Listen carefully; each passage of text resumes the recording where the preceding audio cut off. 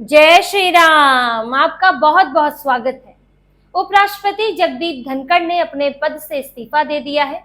उन्होंने राष्ट्रपति द्रौपदी मुर्मू को 21 जुलाई शाम को अपना इस्तीफा सौंपा और इस्तीफे की वजह उन्होंने स्वास्थ्य कारण बताए हैं। अब जैसे ही और कहे कि अचानक ही उपराष्ट्रपति का इस्तीफा आया है, तब से कई तरह के कयास लग रहे हैं, अनुमान लगाए जा रहे हैं, कारण बताए जा रहे हैं कि उन्होंने इन कारणों से, स्वास्थ्य कारणों के इतर दूसरे कारण हैं जिसकी वजह से उन्होंने इस्तीफा दिया है। कांग्रेस अचानक से, बड़ा ही कांग्रेस को प्यार आ गया है जगदीप धनखड़ पर, जो कांग्रेस इतने दिनों से उनके खिलाफ बोलती है, उनके खिलाफ नो कॉन्फिडेंस मोशन लेकर आई है। लेकिन अब उन्हें बहुत चिंता हो गई कि अचानक उपराष्ट्रपति ने, जगदीप धनखड़ ने कैसे इस्तीफा दे दिया, और उसके लिए बीजेपी में झगड़ा, बिहार चुनाव, तरह तरह के कारण बताए जा रहे हैं। लेकिन अगर इन सब वजहों को देखें तो उसमें से 4 कारण निकल कर आते हैं जिनसे लगता है कि उपराष्ट्रपति जगदीप धनखड़ ने इस्तीफा दिया होगा। और ये कारण बीजेपी के सूत्रों से या संसद सत्र के दौरान जो चीजें हुई वहां मौजूद सांसदों से निकल कर भी आ रही हैं, जिससे कुल मिलाकर अगर देखें तो 4 कारण बनते हैं। जिसमें पहला कारण स्वास्थ्य कारण उनका हो सकता है, जिससे इनकार नहीं किया जा सकता, क्योंकि अभी हाल ही में उनकी तबीयत खराब हुई थी, उनको दिल का दौरा पड़ा था, फिर उनकी सर्जरी हुई थी और उसके बाद कुछ दिन के आराम करने के बाद फिर उन्होंने जो है पिछले सत्र में वो नजर आए थे। तो उनके स्वास्थ्य कारण को पूरी तरह से नकारा नहीं जा सकता, क्योंकि अचानक से नहीं हुआ है, वो इससे पहले अपनी स्वास्थ्य स्थितियों से गुजर चुके हैं। और क्योंकि जो ये काम है, पार्लियामेंट का काम है, इसके अंदर ऐसा नहीं है कि आपको व्यस्तता की जरूरत नहीं होती। जिस तरह का शोर होता है संसद सत्र के दौरान, जिस तरह से उन्हें मैनेज करना होता है, कई बार वो नाराज भी हो जाते हैं, अपनी सीट से भी खड़े हो जाते हैं, तो उसका असर उनके स्वास्थ्य पर हो सकता है। तो स्वास्थ्य कारण से इनकार नहीं किया जा सकता है। लेकिन क्योंकि जब से वो अस्पताल से लौटे हैं, आराम किया है उन्होंने, उसके बाद वो कई कार्यक्रमों में शामिल होते रहे हैं। अपने जो उनकी स्पीकर की ड्यूटी रही और जो उपराष्ट्रपति के तौर पर उनके पास काम रहे, उन्हें अच्छे से निभाते रहे हैं। तो स्वास्थ्य कारण को लेकर थोड़ा संदेह भी पैदा हो जाता है और वही संदेह जो है जताया जा रहा है। ऐसे में कुछ और कारण भी बनते हैं जिसकी चर्चा राजनीतिक गलियारों में भी है, और वो है जस्टिस वर्मा का मामला। जस्टिस यशवंत वर्मा, जिनका मामला इस वक्त संसद में है और महाभियोग लगने की तैयारी है। नोट कांड का मामला है कि जिस तरह से उनके घर में नोटों का ढेर पाया गया था, आरोप लगे थे और फिर महाभियोग के लिए रिकमेंड किया गया है सुप्रीम कोर्ट की तरफ से। तो जस्टिस वर्मा का इस बार महाभियोग के लिए सरकार लाने वाली है, लेकिन सरकार ये चाहती है कि उनका मामला आता लोकसभा के जरिए। देखिए इसके नियम क्या है कि 50 से ज्यादा सांसदों के हस्ताक्षर होने चाहिए जो महाभियोग लाया जाएगा उस प्रस्ताव के लिए।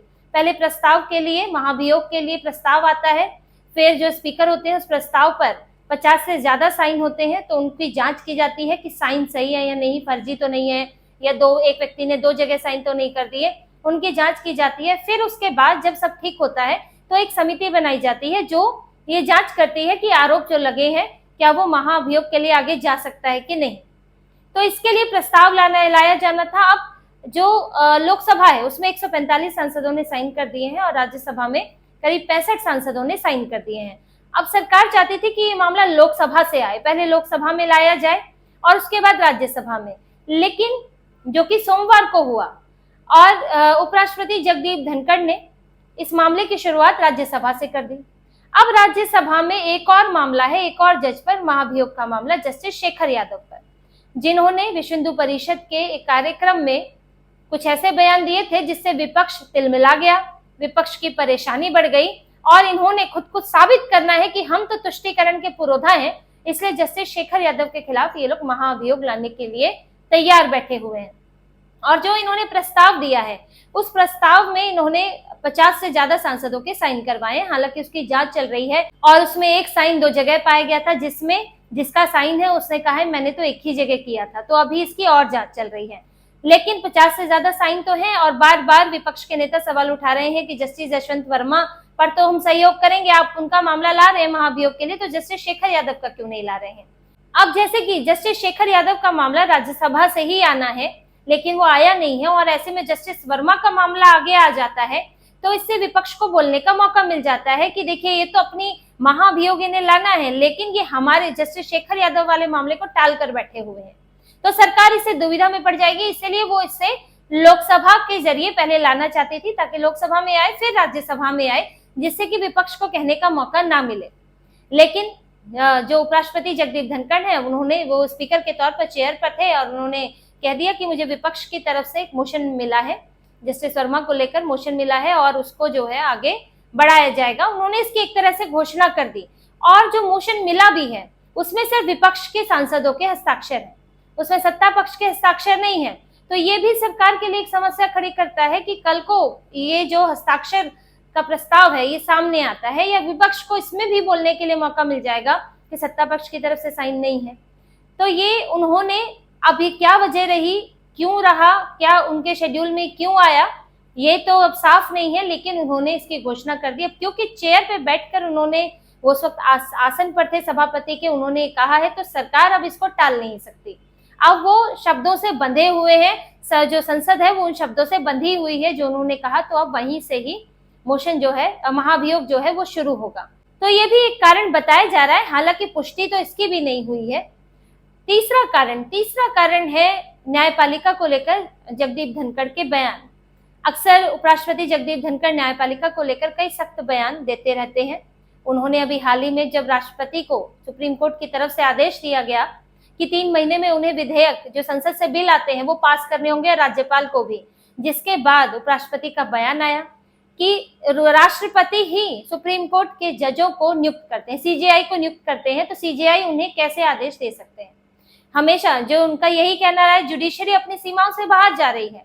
एनजेएसी का मामला भी उठाते रहे हैं, जिसमें कॉलेजियम सिस्टम के खिलाफ बोलते रहे हैं, और कई बार उनके बयानों से सुप्रीम कोर्ट की भी परेशानी बढ़ी है और उनके बयानों को सराहना भी मिली है। ऐसा नहीं है, क्योंकि सुप्रीम कोर्ट और जजों के खिलाफ बहुत कम नेता बोल पाते हैं। निशिकांत दुबे ने बोला था एक बार, जिसके बाद सुप्रीम कोर्ट को जिस तरह का सरकार से भी जवाब मिला, तो दबाव में आया था वक्फ बोर्ड मामले में सुप्रीम कोर्ट। तो नकेल कसने का काम भी एक तरह से वो करते रहे हैं, लेकिन इससे सरकार के लिए भी असहजता उत्पन्न होती रही है। हालांकि जरूरी नहीं है, पर जैसा पिछला उदाहरण देखें, जब किरेन रिजिजू कानून मंत्री थे, वो भी कई बार सुप्रीम कोर्ट को अपनी सीमाएं याद दिलाते थे। उन्होंने ऑब्जर्वेशंस को लेकर भी कहा था कि जजों को अपना फैसला सुनाना चाहिए। ऑब्जर्वेशन जब आप देते हैं तो वो बस हेडलाइन बनती है और आपका फैसला उससे बिल्कुल अलग होता है। इनके बीच में आपसी वाद विवाद चलता रहा था और जब ये विवाद बढ़ा तो किरेन रिजिजू को कानून मंत्री के पद से हटा दिया गया, उनको अल्पसंख्यक मंत्रालय दे दिया गया, संसदीय कार्य मंत्री बना दिया गया, फ्लोर संभालने का काम दिया गया और अर्जुन राम मेघवाल को कानून मंत्री बना दिया गया। तो क्या सुप्रीम कोर्ट और सरकार के बीच में ये जो इन बयानों से तनाव, क्या ज्यादा सरकार को लग रहा था कि तनाव पैदा हो गया है और आगे जो बयान ऐसे अगर आते हैं तो उससे और तनाव की स्थिति उत्पन्न हो सकती है? तो क्या ये वजह रही है? क्योंकि उपराष्ट्रपति जब बोलते हैं तो वो सरकार का प्रतिनिधित्व करते हैं। हालांकि इसके चांसेस बहुत कम लग रहे हैं, क्योंकि इससे सरकार को भी कहीं ना कहीं फायदा ही हुआ है। ऐसा भी नहीं है कि पूरी तरह से इन बयानों से नुकसान हुआ है। जुडिशरी को भी जब जरूरत होती है कि उनको भी नियम कानून याद दिलाए जाए, तो उसमें इस तरह के बयान काम करते हैं। अब देखिए चौथा कारण जो बताया जा रहा है वो ये है कि उपराष्ट्रपति जगदीप धनखड़ को और कोई मुख्य भूमिका देने की तैयारी है। बीजेपी में ये फैसला सोच समझकर लिया गया है, क्योंकि देखिए इसकी एक वजह ये है कि जो उपराष्ट्रपति जगदीप धनखड़ है वो राष्ट्रपति से पहले मिल चुके थे। अपना इस्तीफा देने से पहले उन्होंने राष्ट्रपति द्रौपदी मुर्मू से एक अनौपचारिक मुलाकात की और उसमें चर्चा हुई। यानी कि इस्तीफा ऐसा नहीं है कि लिख के लाए और सीधे राष्ट्रपति के दफ्तर पहुंच के उन्होंने अपॉइंटमेंट लेके तुरंत दे दिया, ऐसा नहीं हुआ है। यानी कि एक चर्चा हुई है, एक बातचीत हुई है, कुछ प्लान हुआ है। और क्योंकि अभी बीजेपी का अध्यक्ष भी नहीं चुना गया है, बिहार चुनाव भी है, बीजेपी में और भी कुछ बदलाव चल रहे हैं, तो इसका भी अंदाजा लगाया जा रहा है कि उनको कोई और भूमिका देने की तैयारी है। अब ये सब कारण है जिनकी वजह से उपराष्ट्रपति ने इस्तीफा दिया होगा। अब अंदरूनी टकराव है या आगे की योजनाएं हैं, ये आने वाले वक्त में पता चल जाएगा। कोई नया पद मिल जाएगा तो वो साफ हो जाएगा कि बीजेपी नई जिम्मेदारी देना चाहती थी। लेकिन इस सब के बीच में कांग्रेस जो है वो अति उत्साहित है। कांग्रेस का व्यवहार बड़ा चौंकाने वाला है। जिन उपराष्ट्रपति जगदीप धनखड़ उनको फूटी आंख नहीं सुहाते थे, नो कॉन्फिडेंस मोशन लेकर आए थे, दिन रात कहते थे कि ये पक्षपात करते हैं, ये सत्ता पक्ष के करीब ज्यादा दिखते हैं, स्पीकर होते हुए ठीक से जिम्मेदारी नहीं निभाते हैं। इनकी जया बच्चन से भी बहस हो गई थी और भी कल्याण बनर्जी उनकी नकल उतार रहे थे, जिसका राहुल गांधी वीडियो बना रहे थे संसद के गेट पर। तो ये कांग्रेस अचानक से उसका प्यार क्यों उमड़ पड़ा जगदीप धनखड़ पर? बहुत ही दुख हो रहा है कि इस्तीफा दे दिया है, कारण खोजने में लगी हुई है कि जेपी नड्डा और किरण रिजिजू उनकी बुलाई हुई बिजनेस एडवाइजरी कमेटी की दूसरी बैठक में नहीं आए थे, कुछ ऐसा हुआ है, गड़बड़ हुई है, उन्होंने उपराष्ट्रपति को जानकारी भी नहीं दी थी, जबकि ऐसा नहीं है। जेपी नड्डा और किरण रिजिजू बता चुके हैं कि वो दूसरी मीटिंग में, पहली मीटिंग में वो आए थे, दूसरी में वो नहीं आ पाए और इसकी जानकारी उन्होंने उपराष्ट्रपति कार्यालय को पहले दे दी थी, वो दूसरे कामों में व्यस्त थे, ये बात बताई जा चुकी है।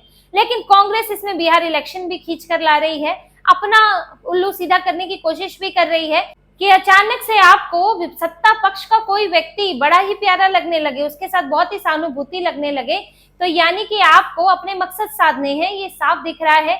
और उपराष्ट्रपति जगदीप धनखड़ के जरिए जो कांग्रेस है वो बीजेपी में टकराव या फिर बिहार चुनाव में नीतीश कुमार को उपराष्ट्रपति बनाना जैसा इस तरह के मामले जो है, इस तरह की बातें उभार रही है ताकि उसका कुछ फायदा बिहार चुनाव में मिल जाए। हालांकि कुछ समय में स्पष्ट हो जाएगा कि उपराष्ट्रपति जगदीप धनखड़ वो क्यों इस्तीफा दिया है उन्होंने, और आगे उनको लेकर बीजेपी क्या सोच रही है। तो इसी तरह की और खबरें और विश्लेषण आपके लिए लाते रहेंगे, हमसे जुड़े रहिए, सब्सक्राइब कीजिए, कमेंट कीजिए। बहुत बहुत धन्यवाद। जय श्री राम।